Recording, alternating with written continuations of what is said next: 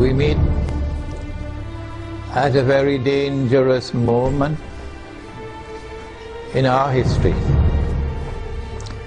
and in the history of the world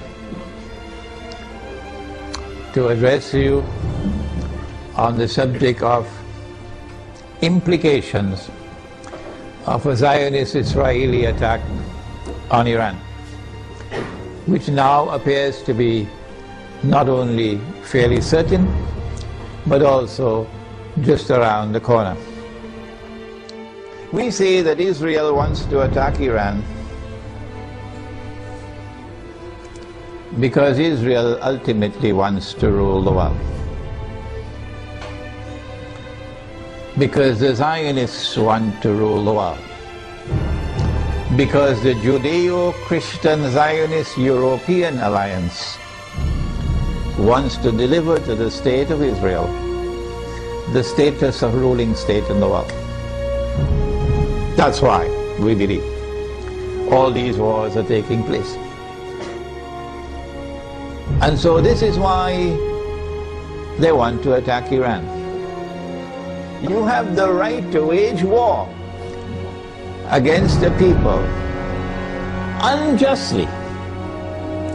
And so an attack on Iran would be unjust war. But I want to say something more. To those who are beating the drums of war in the Arab world and who are looking forward to the attack on Iran, that you are beating the drums of unjust war. And when the attack takes place, you will be committing the same sin as supporters of the war, as those who are themselves perpetrating the war. And shame on you! Shame on you, we say to you, straight to your faces, from here in Malaysia, that if you support the attack on Iran, you are supporting unjust war. You are yourselves a party of dhulm. And Allah does not provide guidance to the people who commit dhulm. One of the reasons why many Arabs, not all Arabs, but many Arabs are beating the drums of war, looking forward to an attack on Iran, is because Iran is Shia. They hold the view that Shia are kuffar, and hence it is permissible to launch war on the kuffar, the disbelievers. How can you come to this conclusion, the Shia are kuffar? If the Shia are kuffar, then there must be some ijma' or consensus of opinion on that subject. That consensus has never been achieved in 1400 years. As a consequence, we say it is too late in the day now for you to come with any manufactured arguments declaring the Shia to be kuffar. The drum beating against the Shia and the attack which is about to be launched on Iran is located in a larger framework in which those who are waging war on Islam are seeking to do something that will function as a catalyst for creating Sunni Shia civil war in the world of Islam. Sunni Shia civil war would be something that would be massively beneficial for Israel. Number one, Sunni Shia civil war will make Islam look negatively, a negative image in the world, at a moment when Islam is center stage in the attention of the whole world. Number two, Sunni Shia civil war in Islam, Sunni versus Shia, would function as a diversion, diverting attention, both Muslim and non-Muslim attention, away from the plans of the Zionists to rule the world. Thirdly, Muslims fighting against themselves will obviously lead to a loss of power. Our power will decrease, and that will be strategically advantageous for Israel. War on Iran obviously is going to impact on the world economy. Number one, on the price of oil. not only because Iran is a major supplier of oil, but also because Iran is located in that basin that the Iranians call the Persian Gulf and the Arabs call the Arab Gulf, and they're still fighting over the words. The price of oil is going to shoot up because Iran can also block the Straits of Hormuz. You see, Iranian territory on this side and Oman on that side. It's not difficult for Iran to block the Straits of Hormuz and disrupt or the passage of oil tankers. So we can anticipate fairly confidently that the price of oil is going to escalate dramatically once the attack takes place. And the American government knows that. And that's why the American government does not want Iran to be attacked. Because the American government knows, and the Federal Reserve knows, and the bankers also know, that the US dollar is going to collapse. It will not survive an Israeli attack on Iran with the price of oil shooting up through the roof. And if the US dollar collapses, of course they're going to have to demonetize the US dollar. It will no longer be legal tender. They have to have something in place. They probably already have something to replace it, but at a fraction of its previous value. The American economy is going to collapse. Large numbers of white Americans are going to lose their wealth. And many of them are going to be listening to this lecture. There's going to be chaos in the United States when the economy collapses. There can be riots in the United States, and they're already anticipating that. And so an attack on Iran would lead to economic, financial, and monetary consequences that will be disastrous for the US economy. An attack on Iran can be launched simultaneously with an attack on Pakistan.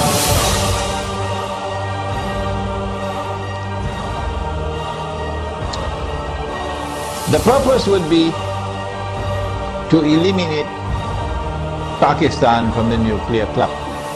And it is time for Muslims around the world to recognize, including Muslims in Iran, that Israel's most strategic partner, most strategic ally in the world today, after the United States, is India, with Saudi Arabia neck and neck behind India. And so, not only must India be involved in the attack, but also when the attack takes place on Pakistan, and if it succeeds, then in the sequel it is India who must now control the region on Israel's behalf. The denuclearization of Pakistan and the breakup of Pakistan into bits and pieces will impact upon Muslims in the whole of that subcontinent in such a way as to bring about a state of demoralization and despair, and send shock waves to Muslims in the rest of the world. That one of the largest Muslim communities around the world, in India, Pakistan and Bangladesh, have now come under the foot of Hindu India. So India will rule the entire South Asia with NATO in control in Afghanistan for the United States of America. Israel will attack Iran in order to commence wars that she hopes will follow one after the other. As soon as Israel attacks Iran, the first implication is that Iran is going to attack Iraq. And Iran is strategically poised, advantageously poised, to attack the United States in Iraq. That Iran is also likely to attack Bahrain. And it should not be difficult for Iran to take Bahrain. Bahrain cannot stand up to an attack from Iran. Bahrain is across the water from Iran. I am suggesting to you that Iran is going to attack and take Bahrain. And if and when Iran attacks and takes Bahrain, then there's a causeway between Bahrain and Saudi Arabia where you can drive back and forth. The road will be clear to Saudi Arabia. I am anticipating, and the Saudis probably already have their plans laid out very well, because they know what's going to happen. And Israel already knows what's going to happen.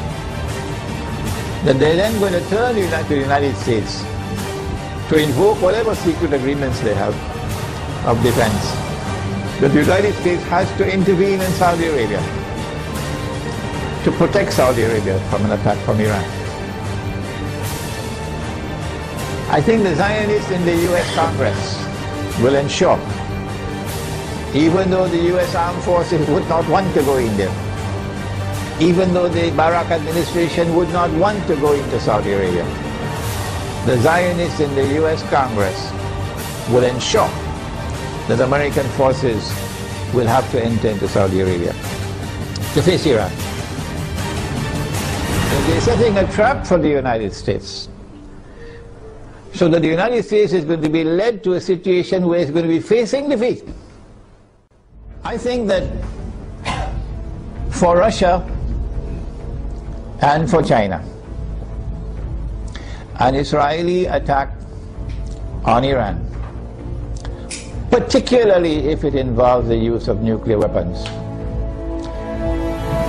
would be recognized as a threshold being crossed. And so long as you did not cross that threshold, Russia and China were prepared to go along and continue in the Security Council of the United Nations, for example, cooperating and collaborating where possible in managing the affairs of the world. But once you cross that threshold, the implication for Russia and China is that you have crossed the point of no return. And that an attack on Iran is now going to inevitably lead to World War.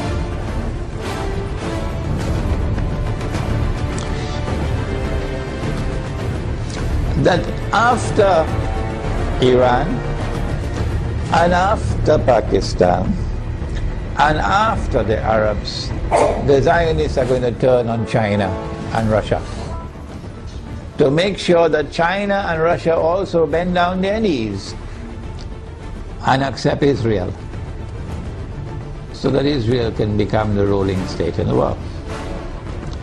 And so Russia and China would know, today it's them, tomorrow it's us.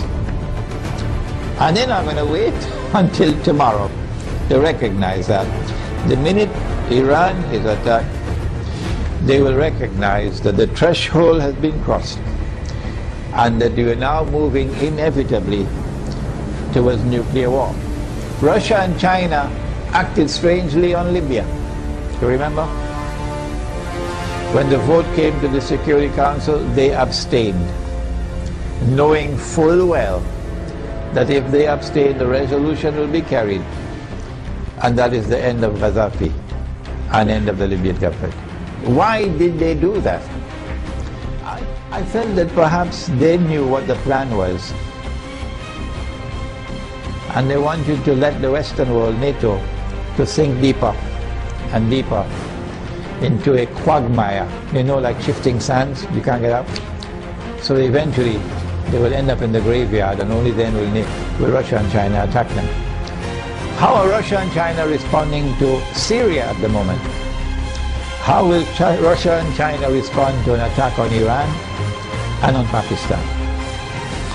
My understanding is that Russia and China are going to be quite different in the way they have behaved so far in international affairs. Quite different once the attack on Iran takes place. And so we will be heading ultimately towards World War.